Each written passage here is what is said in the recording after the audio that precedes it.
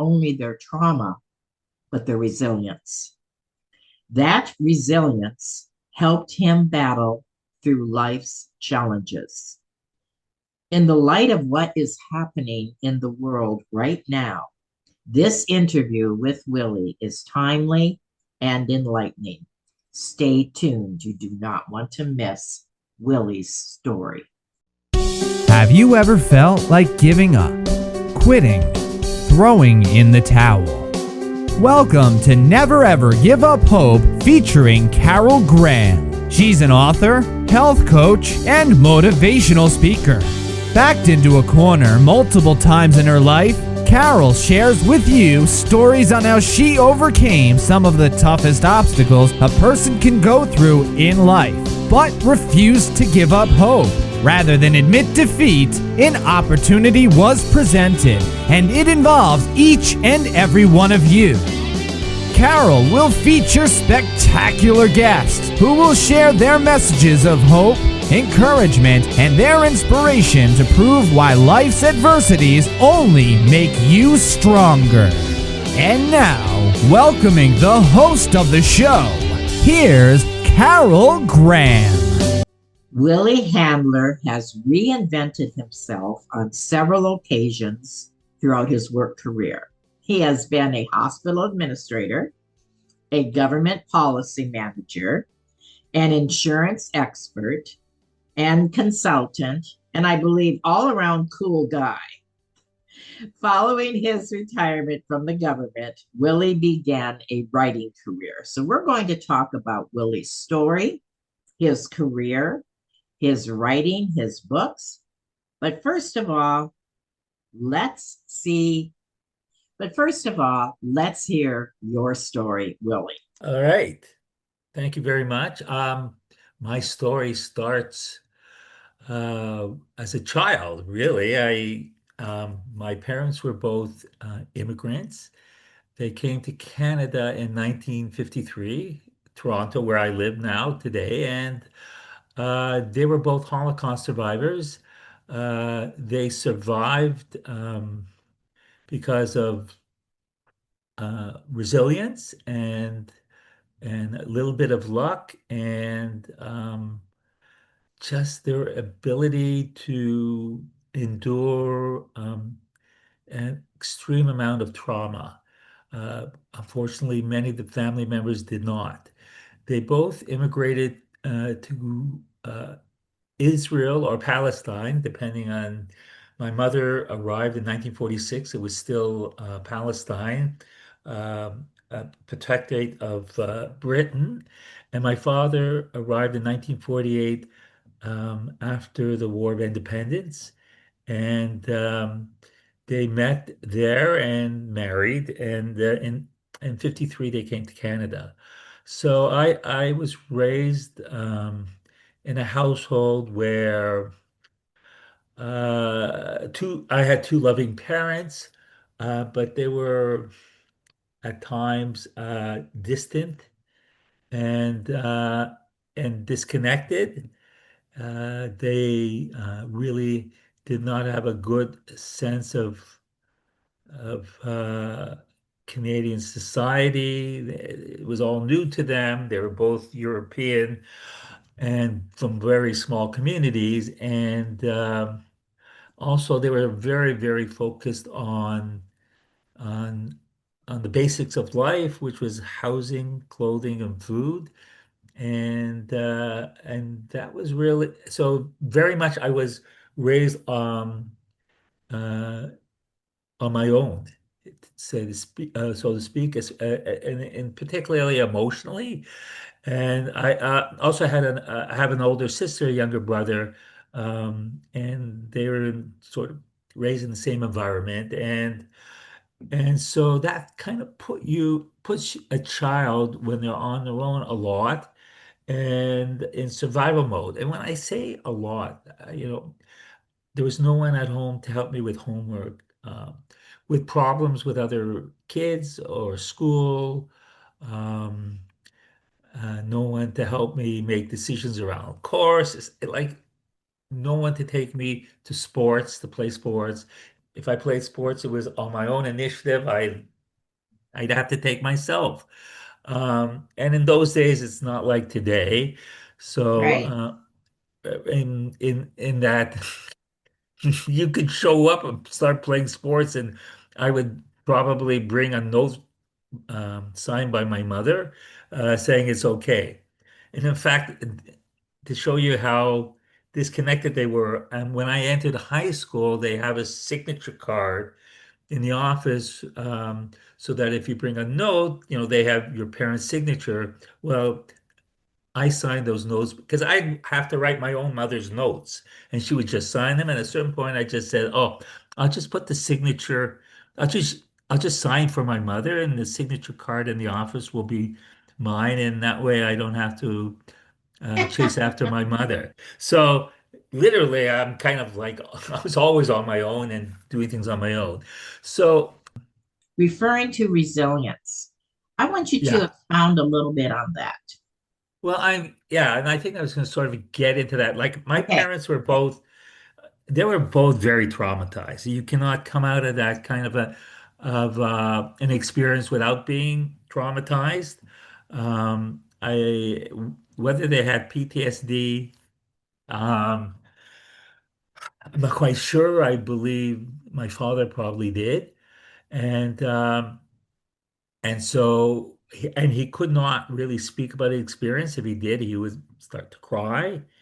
And so you don't ask questions. So I did not know a lot, Oh, okay. but I carried sort of both childhood trauma and inherited trauma, and I learned how to bury that, which I think my father did as well. How to bury that trauma, build a wall around myself, and keep myself protected. To a certain extent, that is resilience, and that worked for me for I would say decades. Um, and it also meant I kept people at a distance. I was not very trusting of people. That's just something that I inherited. Somewhat a little bit hyper vigilant. Um, and I kind of did okay. And so that's really the resilience where I had very successful careers, several of them, and none of this seemed to have impacted on me at all until I had thoughts of writing my parents' story at different points in my life, even though I didn't know it very well. And kind of sort of like pushed it aside. I was also busy doing too many other things, um, and then when the pandemic occurred, and I started thinking about it more seriously, and decided I was going to write this memoir, but not just an ordinary memoir. It would be the history of my family, my own youth, and talk about the trauma that um, I was experiencing. And though when I say trauma experiencing, I wasn't even fully aware of how much that I had. But as I began to write, I have a feeling I'm probably not the only person who during the pandemic lockdown started writing. And I just basically buried myself. I didn't know a lot of information about my family's history, and my parents weren't around at the time, and which was part of the reason why I was ready to write it because I couldn't write about them when they were still around. And but as I started remembering anecdotes, stories from my childhood, all this trauma was released. It had been buried deep. I did not even know existed. And it really started to have an impact on my mental health. I'd always had a bit of some anxiety, and I would occasionally have anxiety attacks, but I started getting buried in anxiety as I was writing it, and my mental health started eroding to the point where I actually had to reach out and get help. And I sought out and found a very good therapist who kind of helped me work through all my issues. Um, and allowed me to finish my writing and start the next writing project. Um, but when I say this is not an ordinary memoir, I sort of refer to it as an investigative memoir because I knew so little. I remember the first time I tried to write my parents' story. I did it as a blog post, was 1,800 words. That's all I knew. And so I had to do an awful lot of research. I searched databases, historical books. You wouldn't believe what I found. Different websites, Okay. archives, even sort of academic papers. I listened to recordings of survivors. There was one of my mother done in 1995, and I never listened to it until about 3 years ago. Oh, And really? yes, so and started really pulling together their story. And when I wrote the book, the memoir, I kind of it basically also covers World War II and inserts my family into it.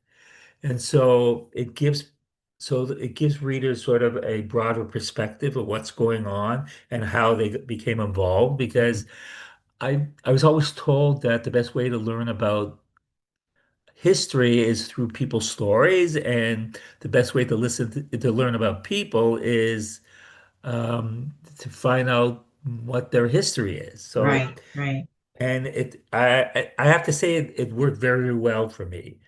And and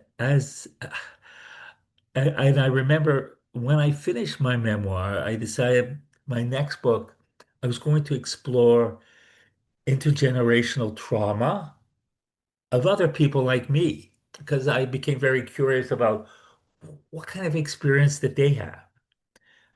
What was it like for them? Is it the same as me, or because when you're growing up, what I also learned is like myself, you never really talked about your family or your family's history to other people, even other people who are also children of survivors. We never spoke about it. And so it's now that I decided I'm going to reach out and find people and talk to them about what their experience was like. And that project grew considerably. And I ended up interviewing 100 people. Oh my Uh, goodness.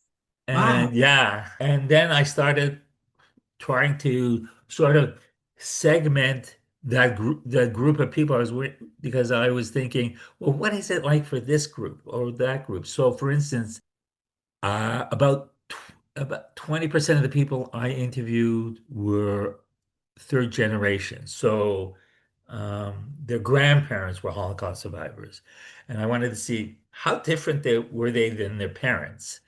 And then almost Interesting. 10% of the people that I interviewed, and this is probably the most unique part of what the book will contain because I'm not aware of anybody who did this.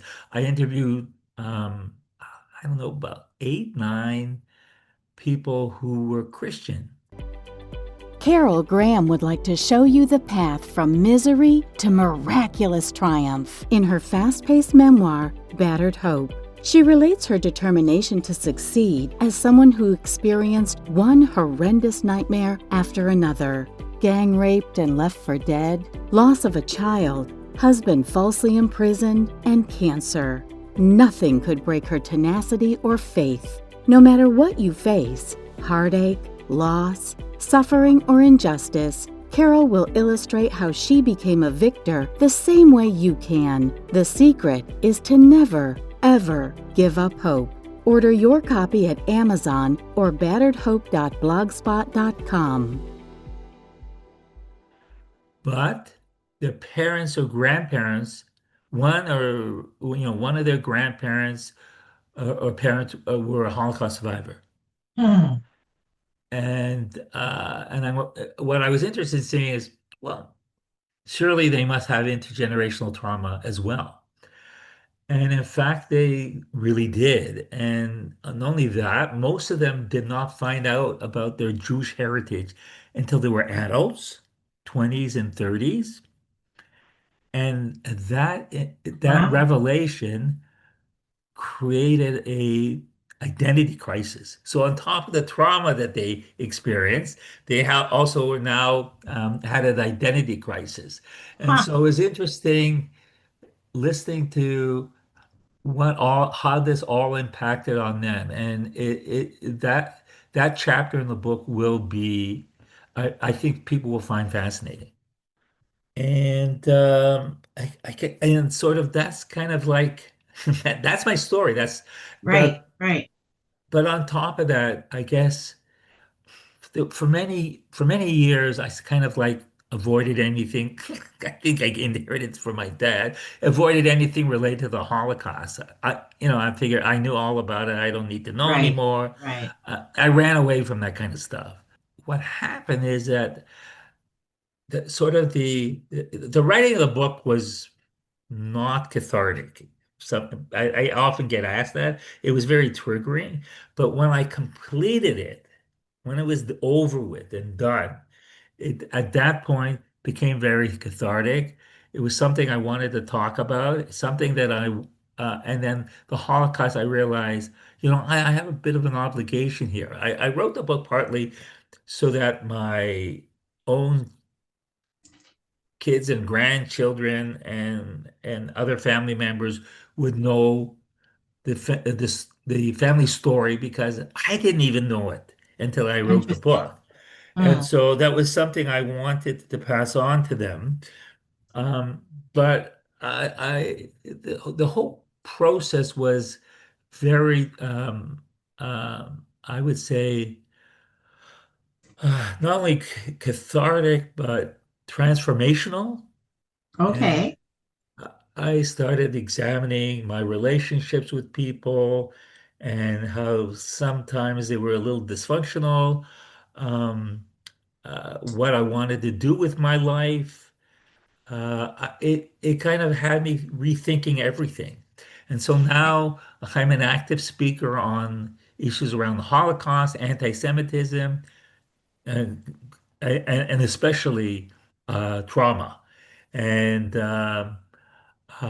and sort of that's become my life pursuit. I started running free workshops for other descendants of survivors so they could write memoirs as well.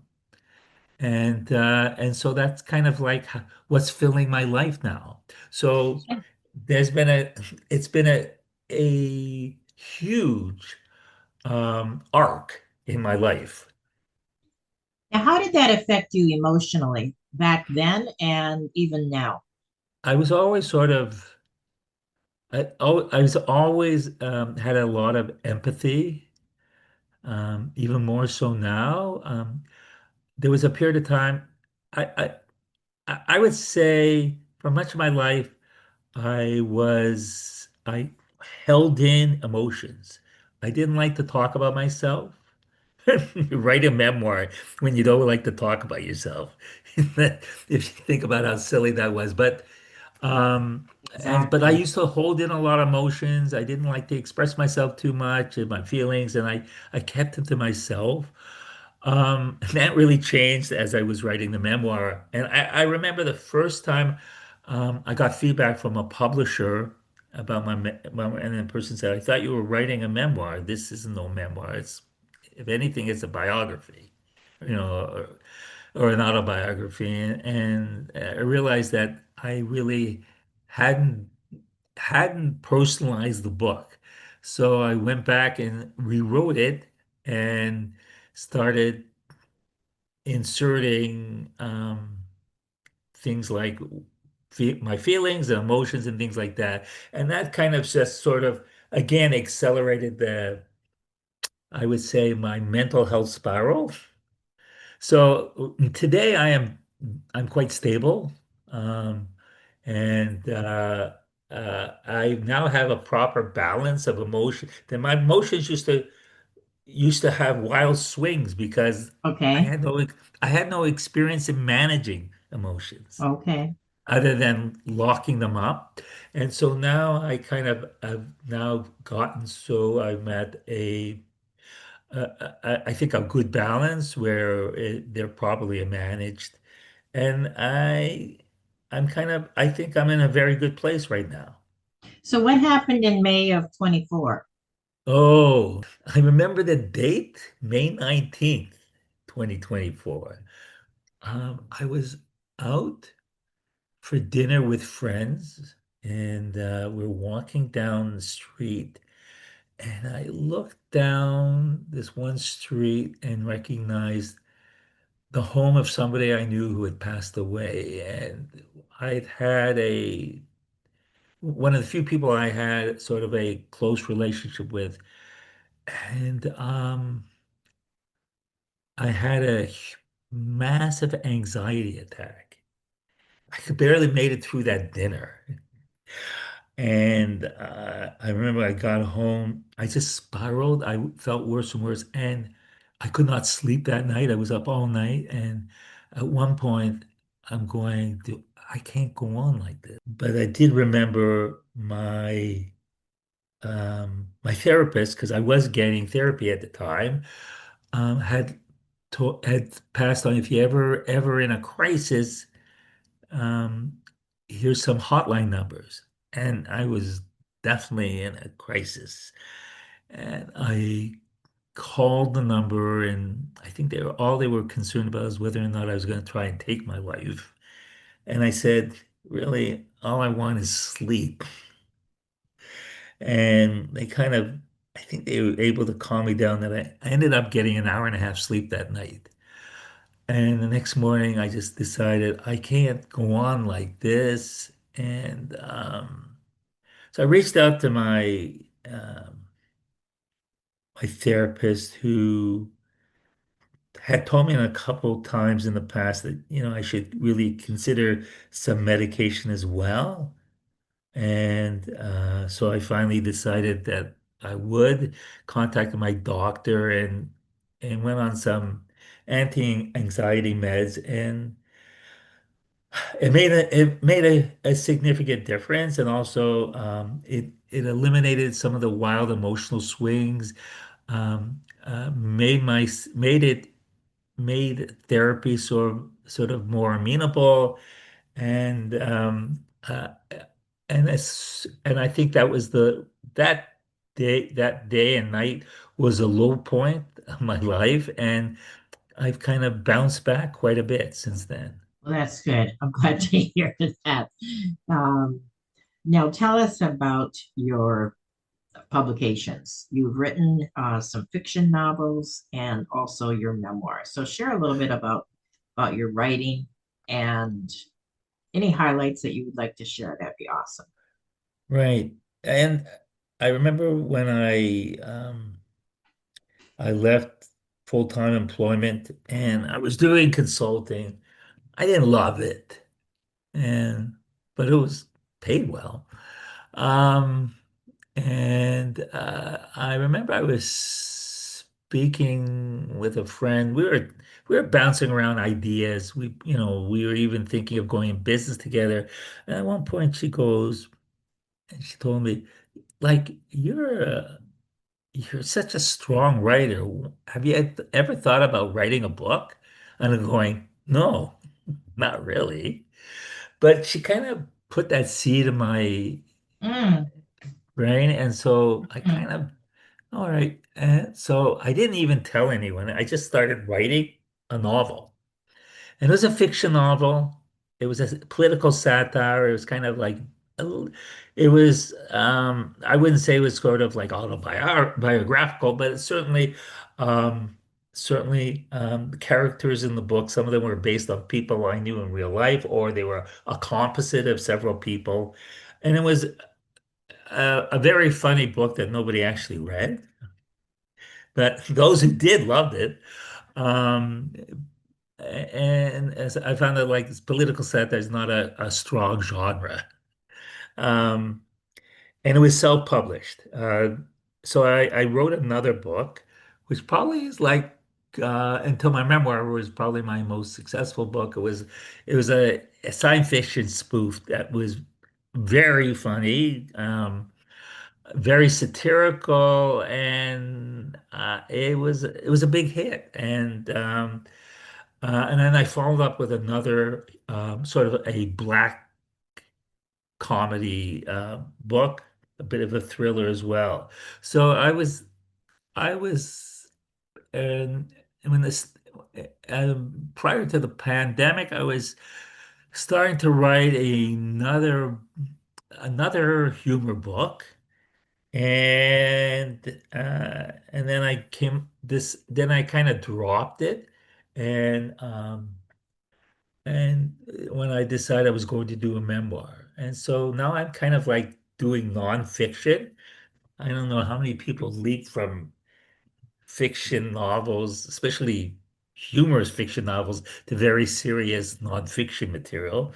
But I What were have, the and what were will the I go titles of those will I books? go back to fiction? Probably one day I might. But it depends. I have no idea what my next project will be after the book I'm writing.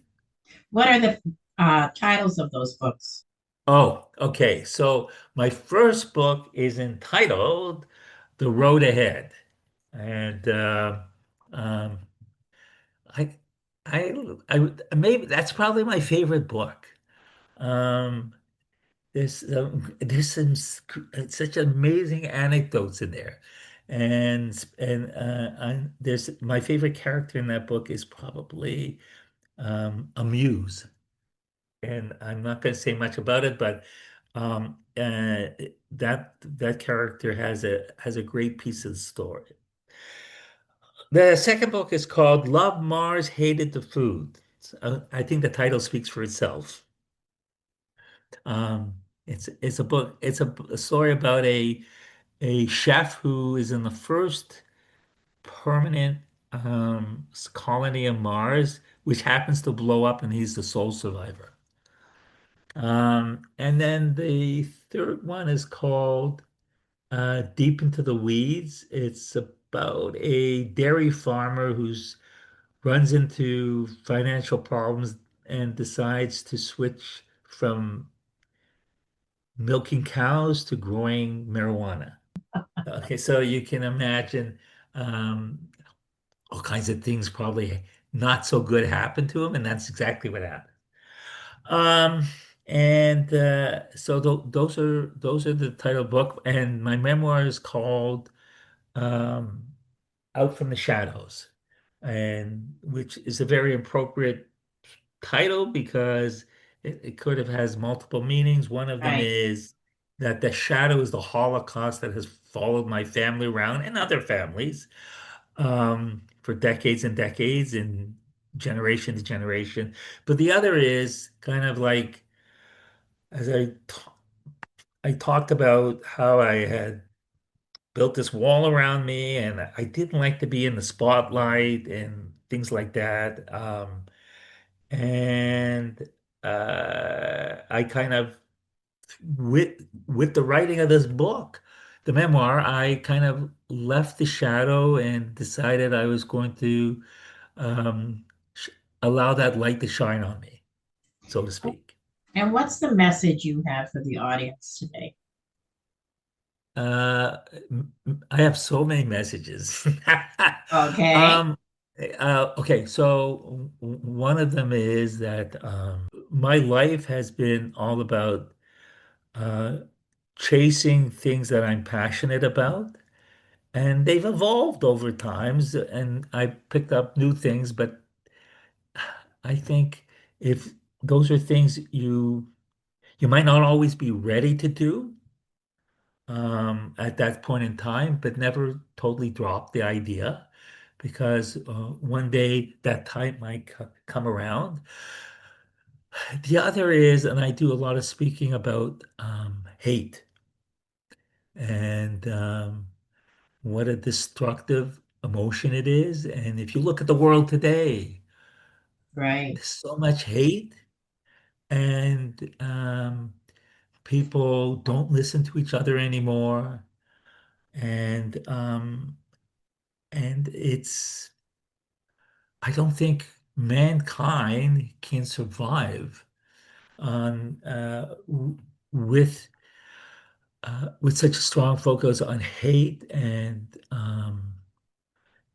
where society becomes so polarized. And I don't have a solution. I just know what the problem is. That's a good point. That's an excellent point. Yes. Word of encouragement regarding living with trauma and surviving trauma. Yes. Okay. There are many people have. Well, I guess one of the things I learned is like maybe 70% of population at one time or another has a traumatic event. And and What a was that small, percentage? What was that what's percentage? that? What was that percentage? 70. Oh, really? Yes. Most of those people are able to heal themselves. Maybe 5% develop PTSD. And those are people who are probably not going to heal themselves on their own. And so I guess the message is don't be reluctant to reach out for help if you're not able to sort of overcome your own trauma. It's great to be resilient. I'm sorry. It's great to be resilient and to be stoic and so on and so forth, but it's not always the healthiest thing to do. And Mm, that things that bother you, it's really important to speak out about them because okay. what we're learning is that trauma, if it's buried inside of you, can change the makeup of your genetic material and get passed down. And Interesting.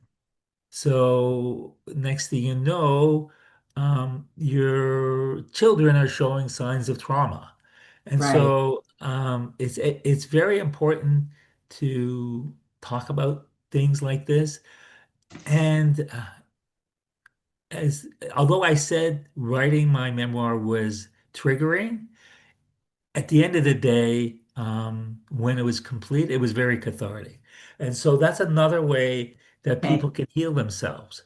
And so talk therapy is an important element, and so is writing. And so, or to join um, groups of people like you where you can talk among yourselves in a safe environment. So that's the kind of message I have, that Okay. there's no cure for trauma, but Right. but you can learn how to really manage it well.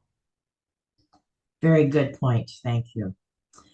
Well, I thank you, Willie, for what you shared today. I've taken a lot of notes. I know that this is your story, and the message and the positivity will definitely touch hearts. And I appreciate walking down memory lane with you, your parents' side of the story as well. And it just, in light, like I said at the very beginning, in light of what is happening today, this is very timely. And I hope that people will take a moment to think about, to reflect, and to understand other cultures and other people's history. And you definitely have triggered that, I believe, in a good portion of my audience. So I thank you for that. You're And I welcome. thank you, Willie, for being on Never, Ever, Ever Give Up Hope. And and that's a great theme in itself because this world is repairable, Right. and we can't give up on each other. Perfect. Perfectly stated. Thank you again, and You're goodbye. welcome. Bye-bye. Thank you for listening to Never Ever Give Up Hope, featuring Carol Graham. Did you know that most people succeed because they are determined to? Quitting was never an option. Carol loves your comments and will respond to each one. So please subscribe and review this podcast. A rating of 5 stars would be outstanding and appreciated. Remember, if you are still here, there is always hope.